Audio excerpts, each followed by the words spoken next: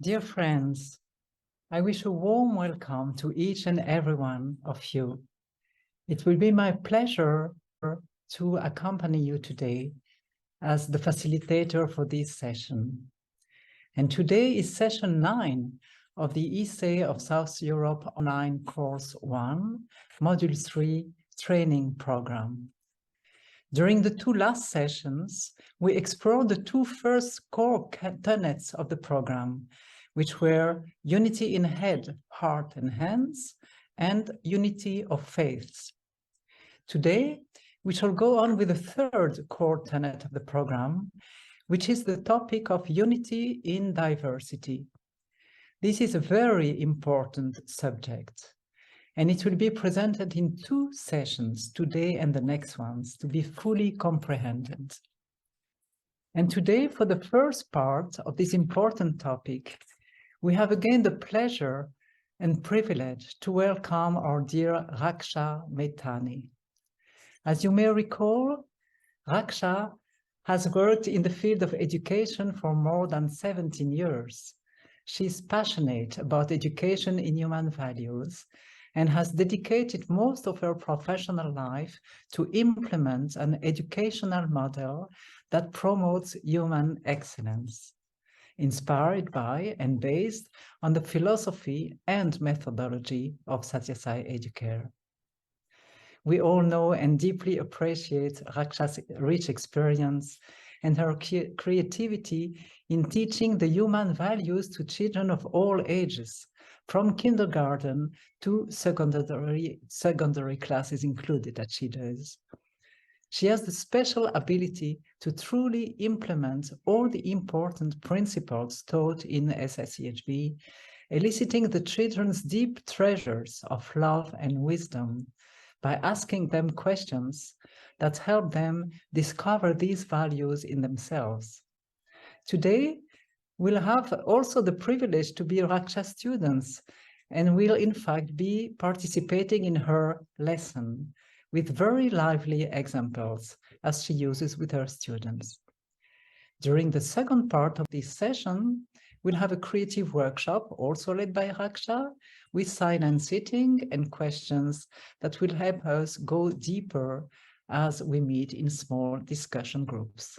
So dear Raksha, please, all yours. Good morning, everyone. Thank you so much, dear Brigitte, for your kind words and for this warm welcome. It is always a pleasure to be together and to share another session with regard to everything that involves Satyasai Educare. And like Brigitte said, today we will be focusing on this core principle of unity in diversity. So I will just start by sharing my presentation. And this indeed is such an important topic. And as Brigitte said, it actually is something that I work a lot with the students, especially in secondary. And what we will see today is a lot of it has to do with part of a lesson actually that I also prepared for the 15-year-old children in the school I work at. And Satyasai has always placed a lot of emphasis on unity. So we already saw unity of head, heart, hands, unity of faiths, and today we will focus on unity in diversity. So as we can already see, there are two key words here that we will be talking about, of course, unity, but also diversity. So as I said, this was part of a lesson that I prepared for the 15-year-olds at the school. And, you know, we spoke about how we do see a lot of multiplicity, a lot of diversity in the world. So through the words of Isaac Newton, because it's always motivating for the children, for the teenagers especially, to see how spiritual knowledge is so, you know, even these scientists, even those people who really focus so much on discovering the natural laws of science, the physical world, there is something beyond also that is so important. And in the words of Isaac Newton, I showed the students that he said, unity in variety and variety in unity is the supreme law of the universe. So again, he had spoken about so many other physical laws, right, related to physics, as we know. But also, can you imagine when he says that this is the supreme law of the universe? So I asked the students what they understand by unity, what they understand by diversity. And when we spoke about unity, they all tended to say things like, you know, unity has to do with coming together.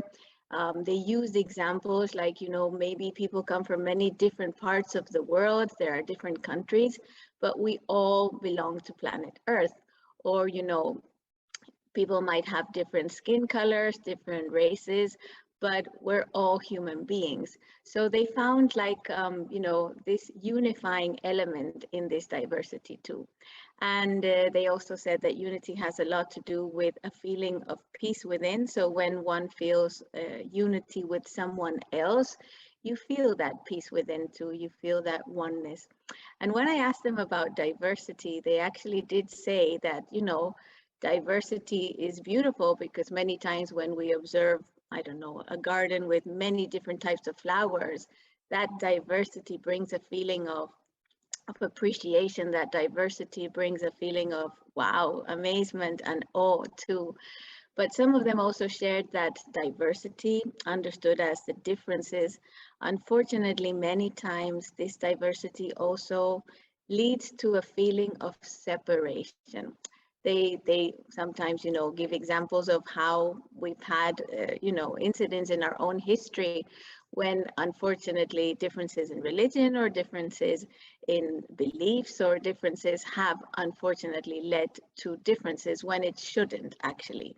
It should actually be something that we all appreciate, the differences of others. So this was just something that was important for us to look into, and as Satyasai Educare really does invite us to do, the importance of self-inquiry before really diving deeper into our understanding.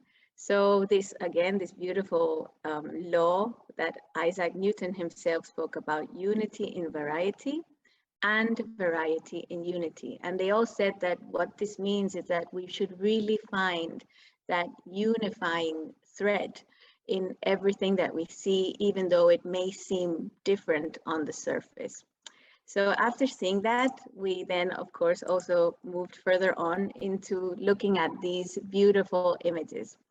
So I asked the students to view these images, to look at them, to ask themselves what this evokes in them. And immediately they all said that, you know, the only thing that they could appreciate in these photographs was the beauty. Different races, different living beings, different nature sceneries, all of that only led them to positive feelings, only led them to feel this appreciation, this gratitude for all that, you know, this diversity that we see on our planet. So we wanted to look a little further into then why is it that sometimes this diversity, rather than leading to an appreciation, takes us completely a different way? Why does it lead to this feeling of separation? So what we did is we went into the etymology of the words. So we looked into the Latin root of the word unity, which comes from unitas, and it means one, oneness, totality. So this confirmed what they themselves had said, that when we speak about unity, when we talk about totality, it's like the wider picture, seeing things from a broader perspective. Even though there are many nations, they all, you know, we all are on planet Earth. There's only one race, which is the race of humanity. So this root somehow, again, created that certainty of what we had already shared through our inquiry. Unitas is one, oneness, totality. We then looked into the root of the word diversity. And we actually found that the word diversity, I shared with them, and I said that this was very, very enlightening for me to discover myself. So I'd like to share it with them, and I'd like to share it with all of you today. And what I saw was that the word diversity, one of its Latin roots is diversitas. And diversitas actually means abundance and variety. And this intuitively led us to those beautiful images that we saw just a few moments ago, where this diversity that we see on our planet, the different races, the different, all these different colors, the beauty that we see, it really, this abundance, this variety creates a very beautiful feeling of belonging to something that's very, very, very diverse, but at the same time that we truly appreciate. But then we also saw that there's a second root to the word diversity. So it comes from Latin, from divertere. And this was very, very, very special for us to see, that divertere actually means to turn in the opposite direction. Isn't that curious to observe? Divertere, to turn in the opposite direction. And this, even in our English language, sometimes when someone is focused on a task, we many times say it's important not to divert your attention. So indeed, this word divert is like taking you away from the objective in that moment. So, your focus is led into another direction.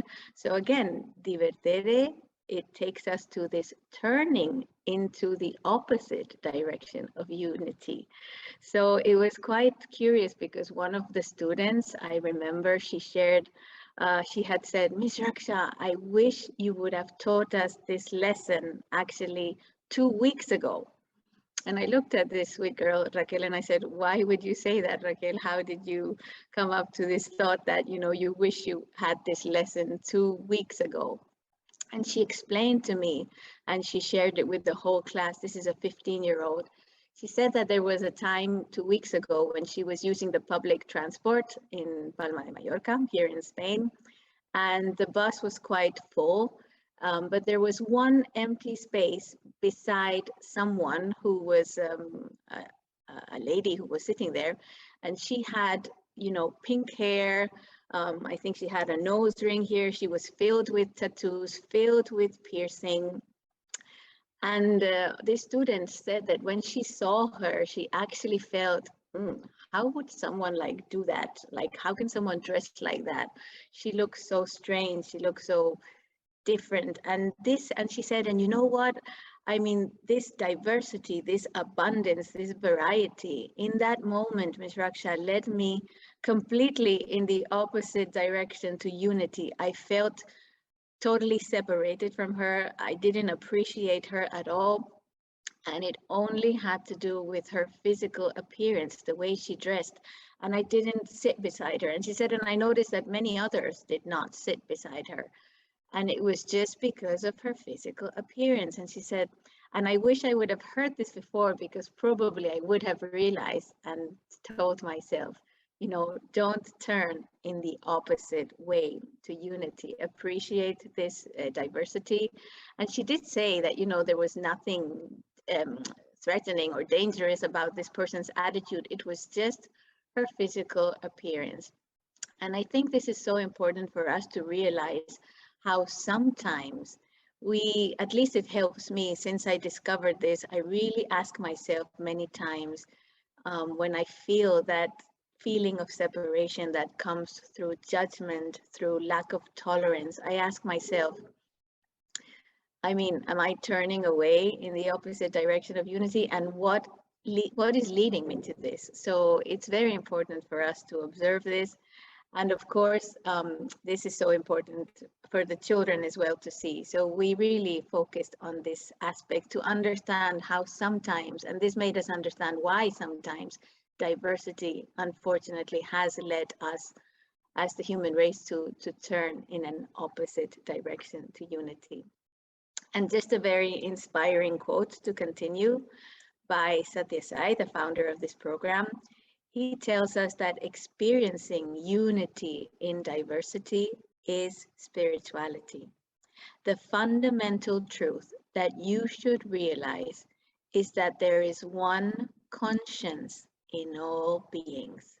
Questions and doubts arise when we see multiplicity where there is actually unity. So Sathya Sai reminds us that actually, in his own words, experiencing unity in diversity is spirituality. So this discovering who we are, this what is my true nature, the answer to that question, it can only come through this true experience of understanding this unity that is present in the diversity that we see. And just taking us to now an example with the younger students, this I did with the 4 and 5-year-olds. I remember that I once went into class and I took a puzzle. And again, through the art of self-inquiry, I just took the puzzle in and I asked the students and I said, so what is this that we can see? And they said, oh, Ms. Raksha, you have brought in a puzzle. So I took out, it was a puzzle with very few pieces. So I think they were like 25 or 24. So I took the pieces out and I gave one to each of the children. And I said, and what am I handing out to you? What is it that we have right now? And they said, well, you're giving each one of us a piece. So now we have different pieces. And I just left this thought for them. And I said, so imagine I say that now each one of us, like you said, we have pieces, but can we try putting this puzzle together? Can you all put your pieces together? And this again is with 4 and 5-year-old children. So they started, putting the puzzle together. It was quite simple because, like I said, it was a small piece puzzle. So when we all put it together, it was very beautiful because I just left this thought with them and I said, what if I said that before we had pieces and now we have peace? What do you understand by this? What does it mean that now we have peace? Or how do you feel by seeing this puzzle put all together?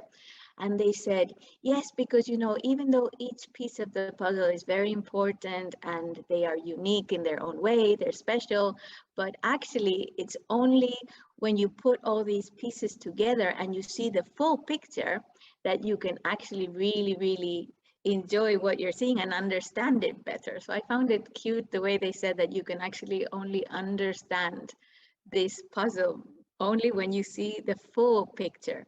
So, and it's so much more beautiful and it makes more sense. So they related that peace has to do with coming together. It has to do with togetherness again, with bringing our little pieces together and seeing the whole picture. So, when we feel separated as different pieces, it actually is not the same as when we feel that unity and we see the wider picture. And there's that feeling of harmony among us as well.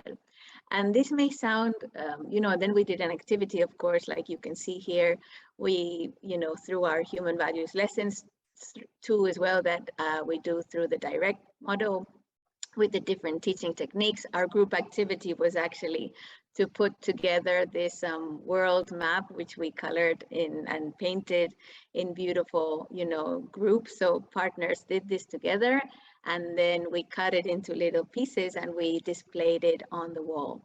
But it was so beautiful how one of the mothers had explained to me that one of the students, when she went on a trip to London with her family, and when she was there, so again, this is a 5-year-old student, and after this class on peace, on unity, she was in a mall where she saw a couple and they were discussing. So their tone of voice was very high.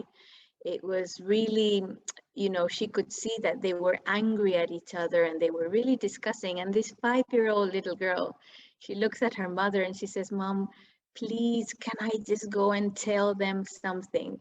And of course, the mother looked at her and she was like, Eva, I mean, I'm not too sure because, we can't suddenly just go and talk to people and, they're in their moment. I don't really think we should disturb them. And I mean, it's a bit delicate. So, and she just insisted and she's like, Mom, please, I really, really would like to say something to them, please. And she was like pulling her mother through by the hand. And so the mother was just like, what is it? She's like, it's just one sentence. I promise. I just want to tell them one thing. and then they can decide, but I really want to tell them something. So through her innocence and that act of like oneness, again, not seeing like, okay, they're strangers, you know, I can't really go and talk to them, but she just felt this urge to share something with them. And she took both their hands. So she said, excuse me. So she took one of their hands, the other person's hand, she put them together like this. And then she said, before, pieces, pieces, pieces, pieces. And then she put their hands together again and she said, now, peace. And she said, again, before, pieces, pieces, pieces. And then she said, and now, peace. And since the quotation we had worked on was this beautiful one, may the world live in peace and not in pieces. She said, you know, she just shared that with them. She said, so may the world live in peace and not in pieces. And she just walked away like she was so, she felt this urge to really share this. So when the mother came back from the holiday, she was like, you can't imagine what happened to me over these holidays. And I just thought, what an impression, you know, these powerful quotations, this powerful understanding leaves even in children who are just 5 years of age. And this is so important for each of us to understand. So many times when we talk about ourselves and we look at our own reflection, you know, and it's so important to see that if we ask ourselves this question, what is the reflection of me? And we know that, you know, the reflection of me is indeed we. So when we see ourselves, when we see others, we should see ourselves reflected in them too, to feel that unity, to feel this journey of life, a journey from me to we, to ultimately this source, this wisdom that is in all of us, and to experience that binding thread between all of us too. And this quote also adds something very beautiful to what we've been talking about, and it's by Albert Einstein. And he says, the human being is just a part of the whole called universe. Although we may perceive ourselves as something separate from the rest, this false illusion is like a prison. Our task is to liberate ourselves from this prison, extending our circle of compassion to every living creature and to all the beauty present in nature. The two parts of this quote that really caught my attention and that I personally really feel very meaningful is how he does talk about this false illusion, which makes us feel imprisoned. And indeed, when we live with this feeling of I, in terms of this individual ego, or feel separated from others, we do feel that, you know, we're kind of, you know, tied with these, with our judgments, with all this lack of tolerance many times too. And it's important that we can somehow liberate ourselves from these negative emotions and things that somehow take us away from this feeling of unity, or that make us turn in the opposite direction, as we saw. And the second part that really touches my heart too is how he talks about extending this circle of compassion to every living creature. So when we talk about unity and diversity, it is not just with, of course, other human beings, but this also involves the whole of creation, you know, the plants, the animals, and nature, everything we see. So the ultimate task and purpose is indeed this experience of unity with everything, to see ourselves as part of one. And, you know, this is so fulfilling, I would also say.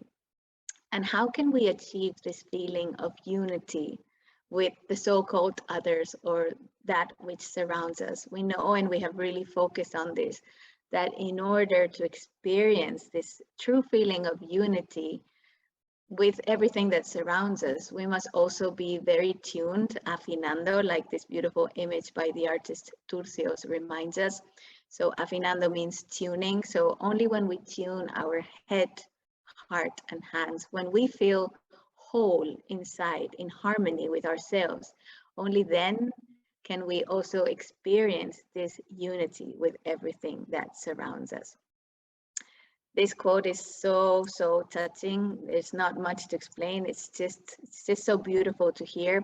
And it is by Sri Ramana Maharshi.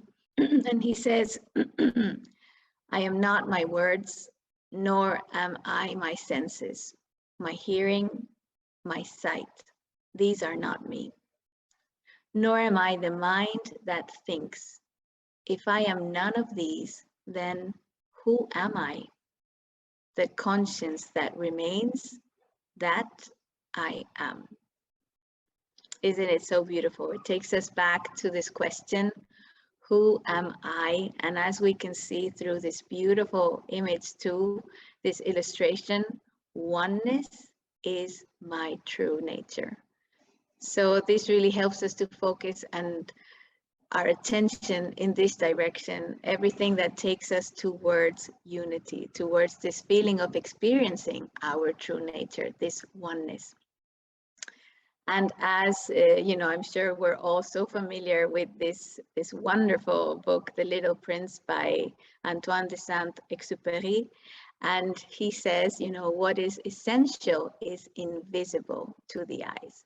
So again, this binding thread that, you know, we may see the garland with all the beautiful flowers, different colors, different shapes, different scents. But what is essential, that thread that binds them all together, is indeed invisible to the eyes. But then he adds on to say, it is only with the heart that one can see rightly.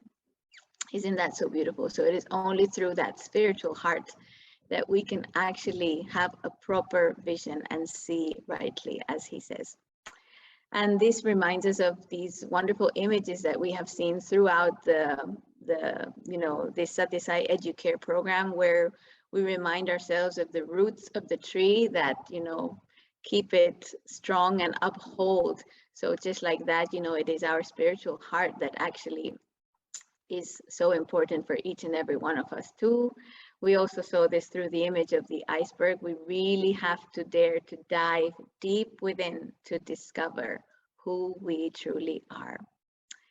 And as we can see, all of this takes us to understand that, you know, this experience of unity and this understanding of unity does go beyond our senses. We cannot only perceive it through our senses.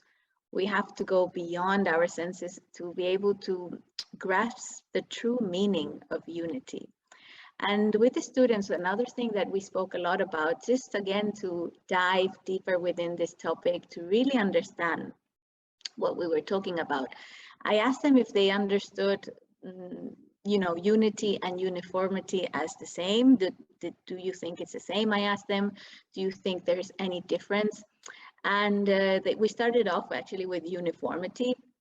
So they said things like, well, uniformity, it's like, you know, so they have a school uniform. So they said, so for example, you know, we wear a school uniform, and so we're all wearing like the same thing. So we look the same, like from the outside. It's something that creates maybe a sense of belonging, and you know, we're all wearing the similar thing. We're not wearing different clothes in that sense. So there's a uniformity in the way we dress. So we look similar because of the way we dress. They said they sometimes even shared experiences like, you know, even I remember one of them said, you know, the Starbucks cafe. They said, so for example, I've traveled around the world, the student said, and when I've seen a Starbucks cafe in Spain and even around the world, they are decorated very similarly. So again, you know, you can kind of recognize, oh, this is a Starbucks because it's uniform. So, I mean, the way they decorate it, so it looks alike. It's very similar in the way they do it. And I said, and do you think unity has to do with the looks and the way things are? And they said, no, definitely not. Unity, and they gave this example too. So, you know, we can all look very differently, we can dress differently, but we can still experience this unity. So unity is not only what you see, it's much beyond that. It's not. So again, they felt that unity was beyond just what the senses can perceive. And indeed, we saw this together, that it is true when we talk about uniformity, This corresponds more to the surface, to the forms, to the external appearance. So this they understood by themselves too, whereas unity actually transcends all forms. It is indeed the essence of what we're talking about. And as we can see through this beautiful quote, again by Satyasai, he says, stars are many, sky is one, jewels are many, gold is one, nations are many, earth is one, beings are many, breath is one, sparks are many, fire is one. So again, it is finding that unifying thread in everything that we see, and to look at things from the wider perspective, and to really feel that we are part of something that's much more wholesome. And when we did, as I told you, a lot of this presentation was something that I shared with the 15-year-old students. So they actually loved this image, and I wrote this title myself. I said, we're going to do a bit of spiritual mathematics now. So they just laughed, and even before I could ask them the question, they said, we know what the answer is, Miss Raksha. So it's like, wait, let me just ask the question too. So it was actually something very cute to finish off with too. And you know, as we can all see through this wonderful image, we see beautiful babies who have different races, different skin colors, different shapes of eyes, hair, but they're all so beautiful. So I asked my students and I said, okay, so we have 6 wonderful babies here. If I asked you what is 1 plus 1 plus 1 plus 1 plus 1 plus 1, and I said, and we are defying conventional maths here, so what would the answer be? And of course they immediately said, we know it's not 6, we know the answer is not 6. So they all said, you know, I'm sure the answer is just 1, Ms. Raksha. So yeah, we put this 1 on again, but a bigger one, just to somehow create this feeling of understanding the expansion. So when we truly understand, when we see this diversity, when we see multiplicity, and we are able to still feel this oneness, to see that the sum of many parts is just one, this truly leads us to understand spirituality. And like Satyasai said, experiencing unity in diversity is spirituality. So this takes us back to where we started from, actually. And again, it takes us back to this wonderful quote by Isaac Newton: unity in variety and variety in unity. This is the supreme law of the universe. So it's just a reminder for myself too, to always, when I see diversity, to ask myself, this variety, this multiplicity, this diversity, where is it taking me towards? Am I appreciating the unity? Do I feel this oneness? Or is it actually making me turn in an opposite direction to unity? So again, unity in variety and variety in unity. This is the supreme law of the universe. So I'd like to just end with this beautiful quote again, and just thank you all for your patience, for listening. And I give it all back to Brigitte so that you can continue to. Brigitte, thank you. Thank you very much, dear Raksha, for this wonderful presentation. It's a true privilege to follow your lessons like your students. It's a real gift to be your student. And your slides are always so elegant and beautiful, and the examples always touch our hearts, and it is what stays always in our hearts. So, dear participants, dear friends, if you have questions for Raksha, please do write them in the chat. And our dear Esther Chris will help us addressing them, maybe, or I will. Please write them in the chat. Is there any question now before we go on to the break? Let us see.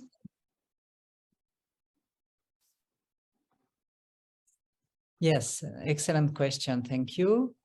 The first question is, often we advise young children or students to seek the company of good friends and to distance themselves from bad company to avoid negative influences. Is this an act of keeping distance, a lack of unity? Would you like Thank you. Thank you, Brigitte. Could you read the question again, just one more time?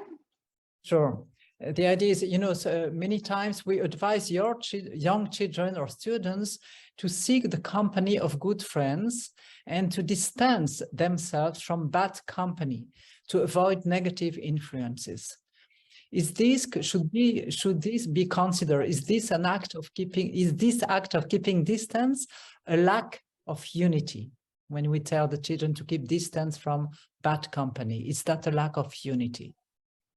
Thank you so much for this question, Brigitte. And it's a very good one, actually, because when I ask myself, when do I feel a lack of unity? I actually realized that this lack of unity has nothing to do with physical distance, but it has to do more with a distance in one's heart. And I feel that what's really important is to first and not forget the importance of our discrimination. We know it's so important, especially with teenagers, with children. You know, as a parent, as an educator, we always advise them to select what they listen to, who they move around with, because this truly can have an effect on their own behavior, their own thoughts. And I feel that I would like to go back to this experience that my student, you know, Raquel, when she shared with me, and she felt that lack of unity, but it was something that she felt within because she had this huge judgment towards someone, and that made her keep her distance.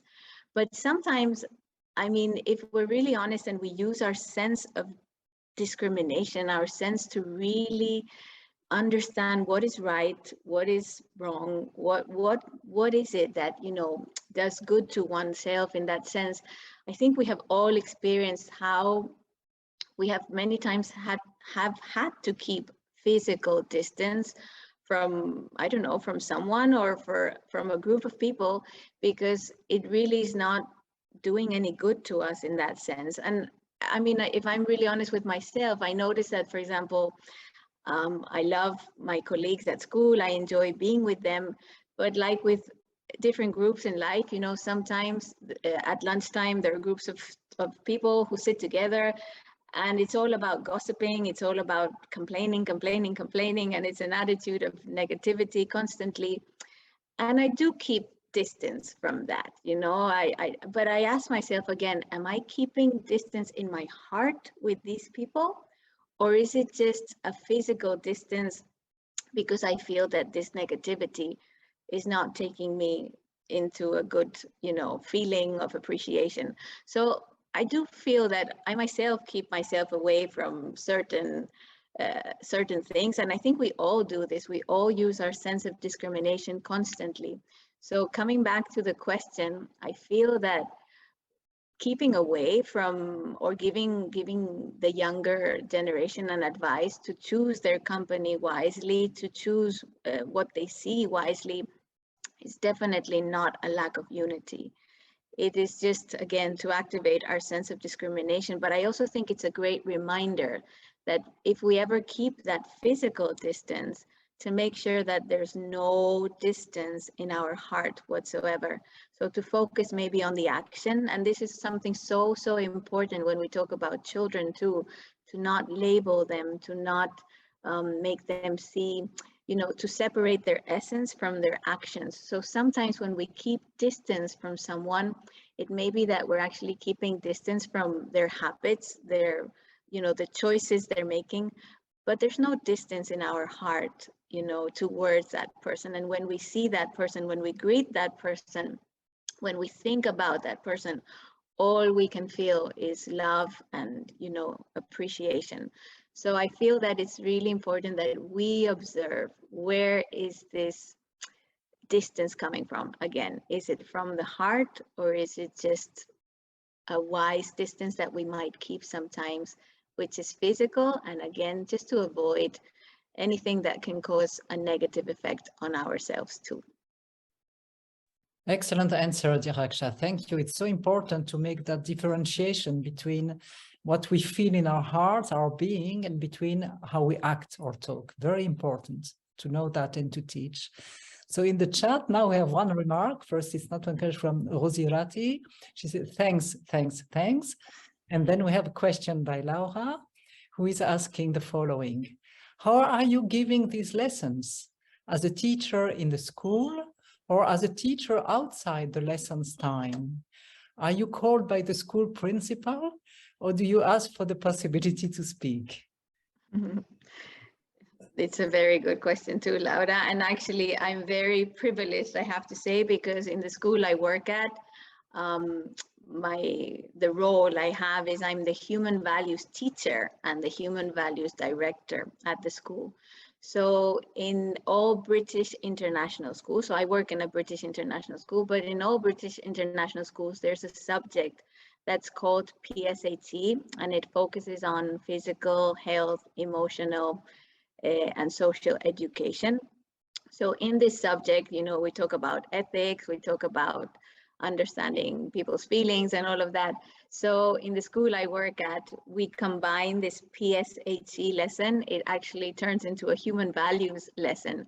So I'm very privileged, like I say, because at the school I work at, I'm able to teach from the younger children, kindergarten, because we have, you know, the kindergarten school too. So all the way from kindergarten, primary students and secondary students, they have a weekly human values lesson.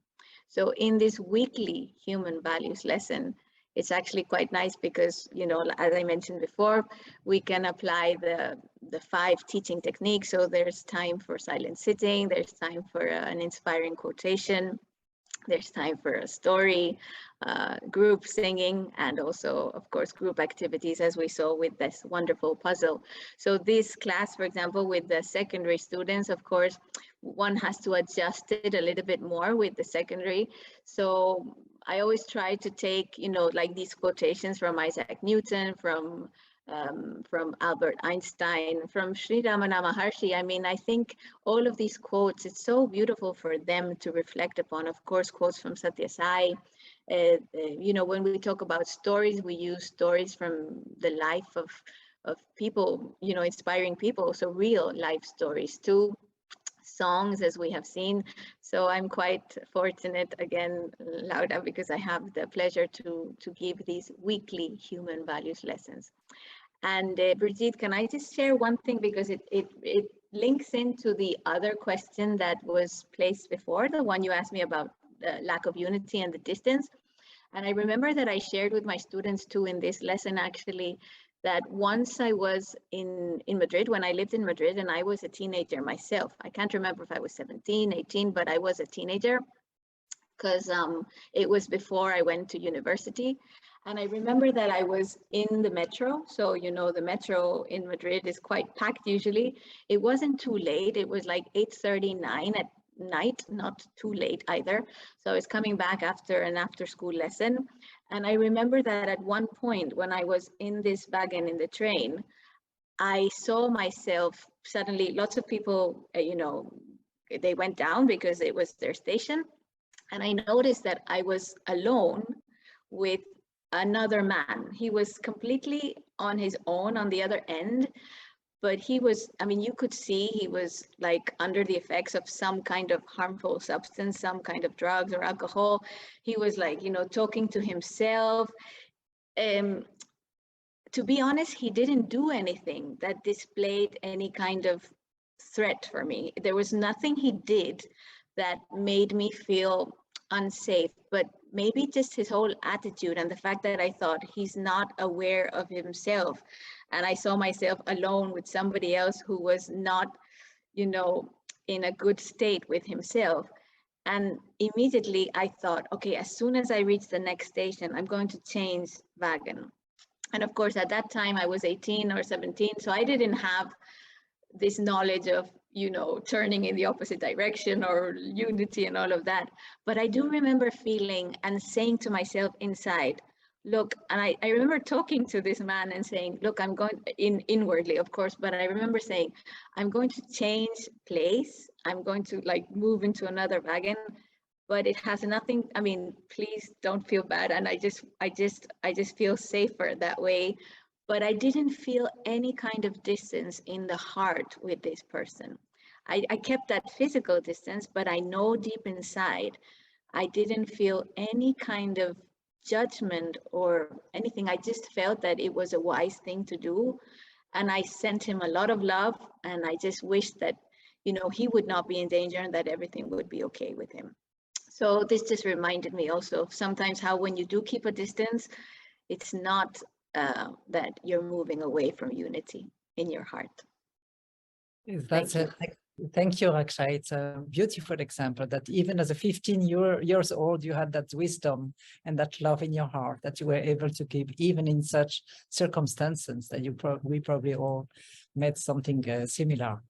We now have two other questions in the chat. The first one is very long by Jody, so I'll read it aloud. Could we say that there is unity among people as long as there is authenticity in all of them? First part. Should somebody pretend to be anything else, or sorry, anybody else? Should someone pretend to be anybody else or smarter than they are? The sense of unity vanishes, even though, admittedly, suggestion unity is always there. Authenticity is key to feeling united, isn't it? It's a bit long. Would you like me to read it again, Raksha? No, I think it's okay because I have it in the chat too. And what I get mostly out of this question is when we talk about the word authenticity, this actually takes me back to another experience that I've had too. And I remember when I was once with, because when we talk about authenticity, authentic to what or to who? So for example, if I feel a lot of anger, if I feel, I don't know, something completely negative towards someone, should I just like give room to this anger? Should I just, you know, bring it out? Of course not. Probably that would make me pause and make me say, this is just a passing cloud. I need to be authentic to my true self. So as Jordi himself has written in the chat, being yourself. But what does it mean to be yourself? Who is our true self? So I feel that when we are authentic, of course, it's authentic with our true self. Again, this takes us back to this tuning. When we tune our head, heart, and hands, when we're able to be harmonized and have these pure, and when we talk about pure, it's like the true essence of every human being, this true essence based on values. When we're able to tune ourselves in that way, and if each person, of course, if we could do that, definitely it would be so much, it's easier to perceive this unity. But I feel that this authenticity really has to do with being authentic and discovering our true nature. And in that sense, it does lead to unity. It leads to that unity within, and somehow it also reflects in the unity we have with all those who surround us. Excellent, thank you, Raksha. And there is another question from Avilo who sent me a direct message, so you might not see it. Sure. Read it aloud. There is only one race, the human race, the race of humanity. Yet, when we use the term race, we invoke difference. How can we address this terminological issue? Again, I feel that, you know, we all use concepts many times because we're just in a world where we use concepts to define things. But I feel that more than the concept itself, it's the understanding. It's the understanding, and how this is why, for example, with the students, when we talk about, you know, there's only one race, the race of humanity. Ideally, of course, it all just merges in one, and we wouldn't even need concepts, but these concepts sometimes help us to understand the unity that's behind it, to really, so I think we have to really focus more on the meaning, on the true essence of what we're talking about. So again, to see from the broader vision, and again, to appreciate when we're talking about races, when we talk about this variety, it's so beautiful when we see people from different countries, different races. I think we all have had an experience where we appreciate this abundance. But yet it is true, as Avilo says, it definitely is true that sometimes these terms, they cause separation, or it seems like that. But I really feel that we must focus more on the essence rather than the term itself. And when we reflect on that, I feel that, intuitively, we do come to realize that, again, unity in variety, variety in unity, this is the supreme law of the universe. Wonderful. Thank you, Raksha. And another question by Elena. Sometimes people misunderstand the concept of criticism with discrimination. I have noticed that people use criticizing, judging others, and they feel this is correct. And in fact, discrimination is not judging. How could we clarify this difference? Mm-hmm. So yeah, in this sense, when I think when Elena is talking about criticism, it's also related a lot to, I think it's the place where things come from. From where is this stemming? Where does it come from? So when criticism, because even the word criticism, if I understand correctly, it is not negative. It doesn't mean, it's just, when we talk about critical thinking, for example, in school, with the students, we talk a lot about, when we face a problem, to think about what the problem is, why am I facing this problem, with who do I have this problem, when do I face it, where does this feeling come up more, so when we have this critical thinking, it's actually this self-inquiry, it activates the self-inquiry. But of course, when we talk in our societies about this, criticizing people or gossiping about people, I definitely feel that the sense of discrimination is completely different to judging. And again, I don't know if this is just the way I am, but it's easier for me to explain through an example. In my life, for example, I am a vegetarian. I'm a vegan, actually, so I don't eat animals. And I remember once, this was many years ago, I was in Madrid at school, and we were having lunch with the teachers at school, and we were having lunch, and I would have my own meal because I brought it from home and stuff. And I remember that the conversation that was taking place in that moment is that we were deciding what the teachers were, the class teachers were talking about where to take the children on an excursion. And one of the teachers was talking about a farm, and she said, oh, no, but I really don't want to take the children to this farm because, the pigs are in such small places, they seem so unhappy, they don't have room to move, and I don't feel good about the children seeing this. I just feel really sad when I see all of this, and I personally would not like to take the children to a farm. This is what my colleague had said. And I was listening, and just, then the next scene was that, the person who served the meal brought the food, and that day it happened to be a pork hamburger, So then she was eating this pork hamburger, and I remember, but this is not about her, it's about what I felt, because as soon as that happened, I remember feeling, but really feeling, oh my, I didn't say anything, but I felt, look at her.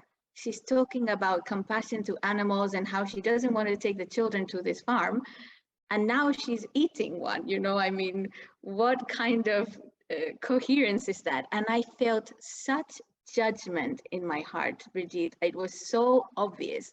And as soon as I felt that, I remember so clearly, when this voice of your conscience sometimes just stems a beautiful thought. I would say it's more than just a thought, it's an intuitive message that comes from within.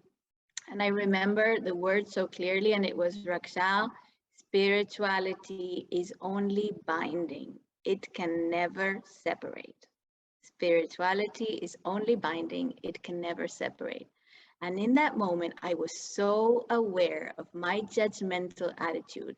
So why am I bringing this there? Because as soon as I felt this intuitive thought, I felt unity with my colleague once again. There was no separation in my heart.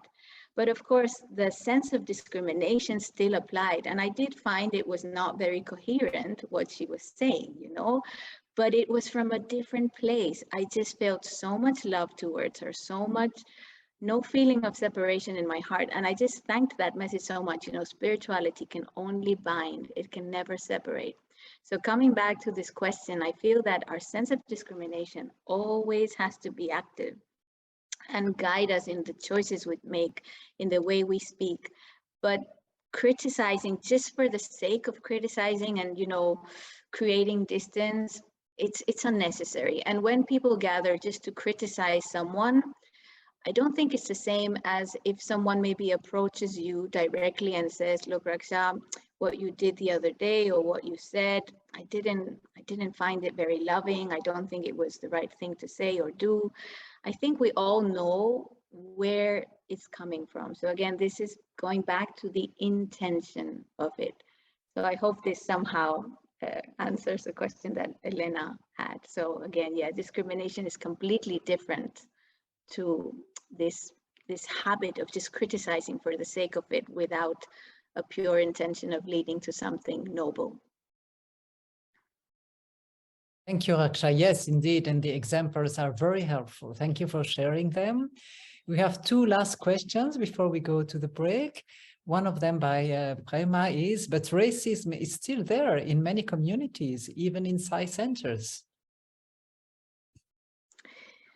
Again, I mean, you know, people like Satya Sai, Gandhi, they have existed always, you know, and still the world faces many of these problems. But again, it's true, but it's also true that there's a lot of awareness more and more.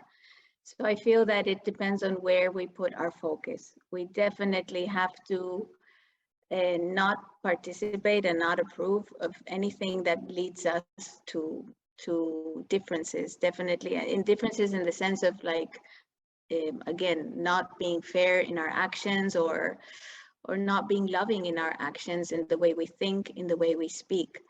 But I feel that it really goes back to oneself. You know, all we can do is truly tune ourselves, be the best examples possible, try to inspire as much as possible, and hopefully one day all these problems will fade away, hopefully. Amen, as they say. And the last question by Rositari is, what do you think about the nonviolent communication method by Marshall Rosenberg?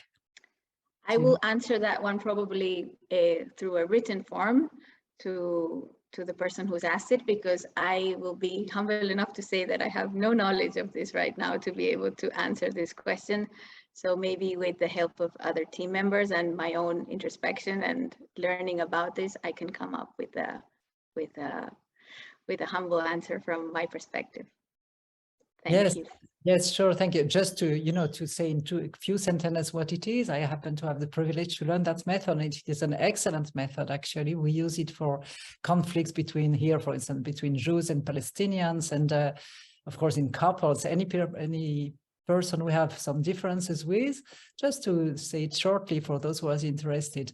It says first, the principle is not judging or not accusing the others. We all know very well how a discussion between two people can go to the skies within a few seconds by accusing each other, right? So we do not accuse. The method by Marshall Rosenberg is 4 steps. First step is just describe, make a neutral and objective description of what happened. Like, this happened, not because of you, not because of your mother, you know, this has happened or this is happening. 1. 2, what does that make me feel? Nobody can discuss with your feelings. You can say, this is happening. 1. 2, this makes me feel hurt, for instance, or angry or whatever. 3rd, what I would like in my deepest needs. What would be my deepest need concerning 1 and 2? And 4 would be what I suggest, you know, practically. And then the second person is supposed to just listen. But if the first one just slides into accusing, and then the second person should say, please pay attention, you are using accusation now. And then the second person is supposed to say his 5 or his or her 4 steps. doing the same. And then after listening to their feelings and to their deep needs, then they just discuss number 4. And so it's easier to come to some agreements. It's very shortly the method. Wonderful, Brigitte. Thank you. You answered the question very beautifully, I think. Thank you so much. So thank you so much, dear Raksha, for these really enlightening insights and examples that will stay in our hearts and in our memories, in our minds too. So we'll now go out for 5 minutes break, and we'll come back in 5 minutes for another enlightening workshop led by Raksha. Welcome back, dears. We now have the pleasure to have an interactive, inspiring workshop with Raksha. She will lead us into first silent sitting and then into introspection process connected with the concepts that she shared earlier. Thank you, dear Raksha. Thank you, Brigitte. I hope everyone enjoyed this short break too. And yes, we will begin by just a few minutes of silent sitting. So for that, I invite each one of us to close our eyes if we feel more comfortable as well that way, to focus on our breathing as we inhale, to fill ourselves with light, love, peace, to be aware of all these beautiful values within us. And as we exhale, to let go of any tension, of any thought or feeling of separation. And as we become more aware of our breath, we can become more aware of all those surrounding us too. Many people facing challenges and difficulties in these moments, as we can see now in the world with what's happening in Turkey, in Syria, in many other places. So I feel that if we could dedicate these 3 minutes of silence to just feel this oneness with all that surrounds us, and to spread our positive thoughts, good wishes, and energy to everyone.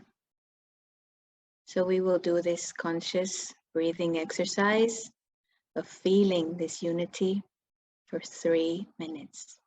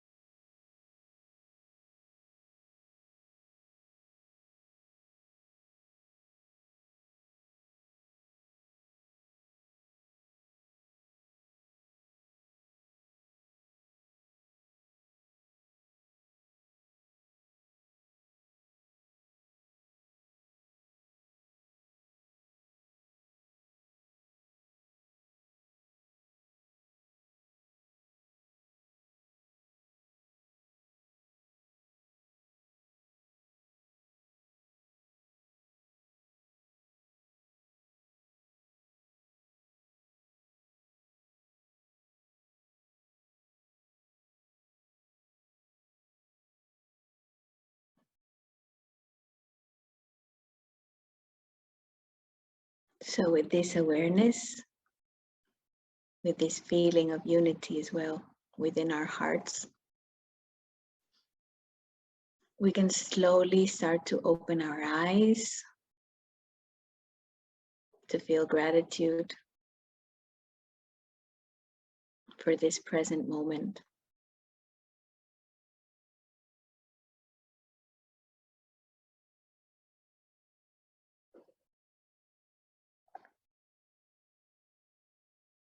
And now, as Brigitte said, I'm just going to share my screen because I think it will help us to see the questions first on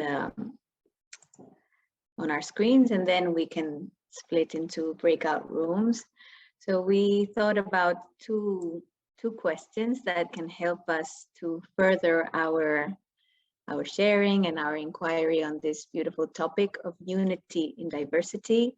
And the questions are very much related to the two roots of the word diversity. So the first question, I will first place the question and then just share a short reminder.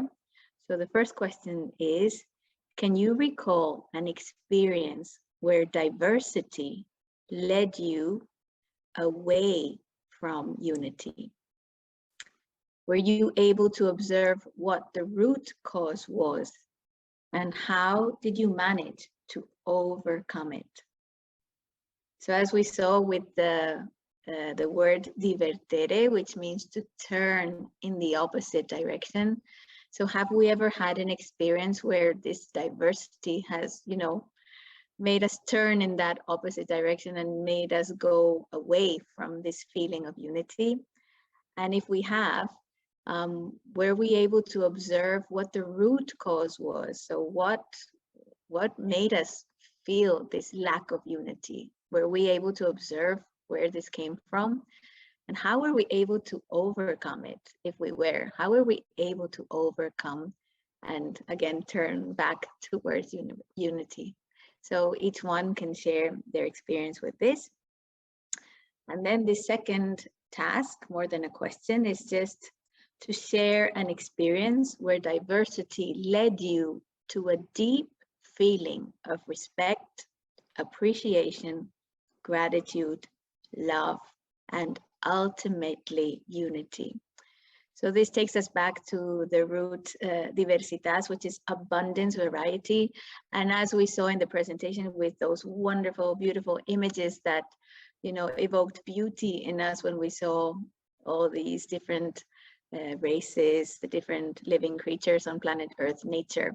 So if we could each share an experience where diversity led us to this feeling of respect, appreciation, gratitude, love, and ultimately unity.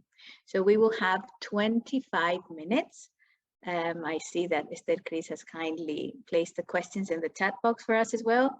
So we will have 25 minutes in the breakout rooms. And like always, when we come back, it would be great if one of the people from each of the rooms could act as a representative or a spokesperson, just to share in a couple of minutes the insights that were shared in that group. So thank you so much, and we will see you all again now after 25 minutes. Thank you.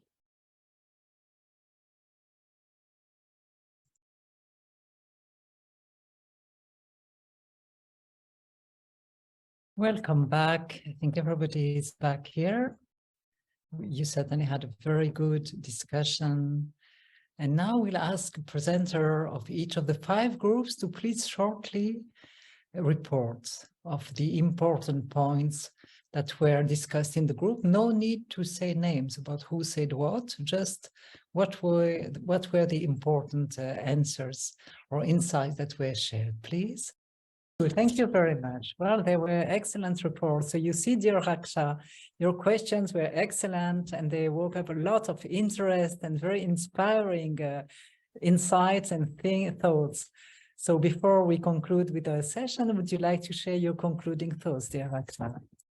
Yes, thank you so much, Brigitte, for guiding also all the different responses so nicely, as you always do.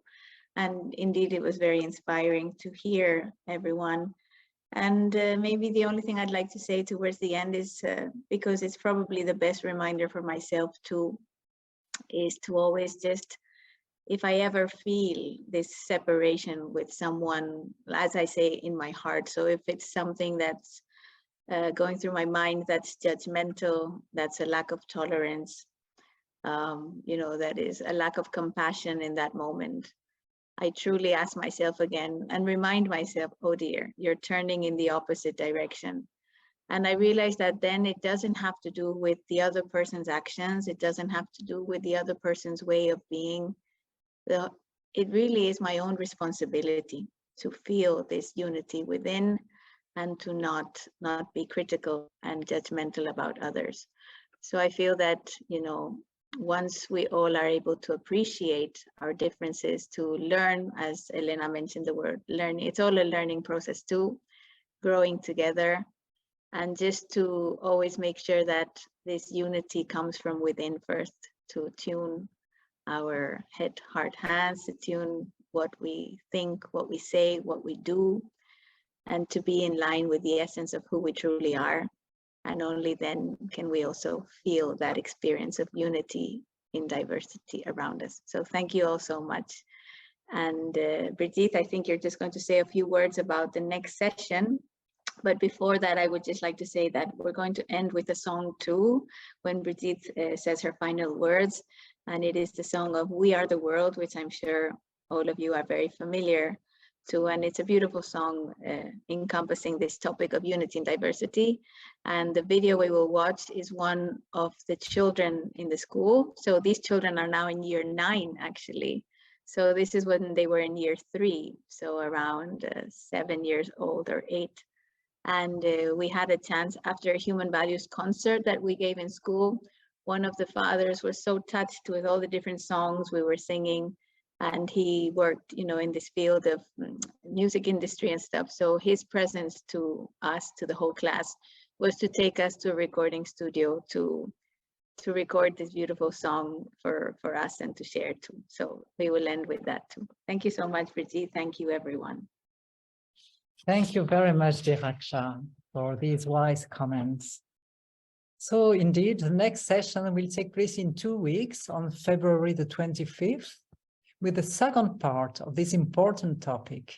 It will be completed by George, who will take us from diversity to unity, and from unity to oneness, through deep insights taken from the Hindu and Greek philosophies. And like Raksha mentioned before, we are not indifferent at all to what is happening in the world right now.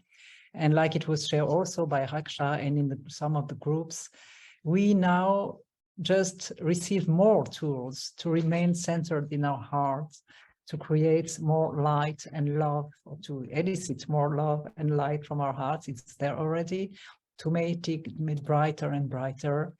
And we are then able to send our prayers and our thoughts to all those who need them, especially in these special times with the earthquake and everything. This is what we can do. So we see the importance of this program and of the education in human values, how we can elicit these values, strengthen them, and then share them through our thoughts and our example and our way of being.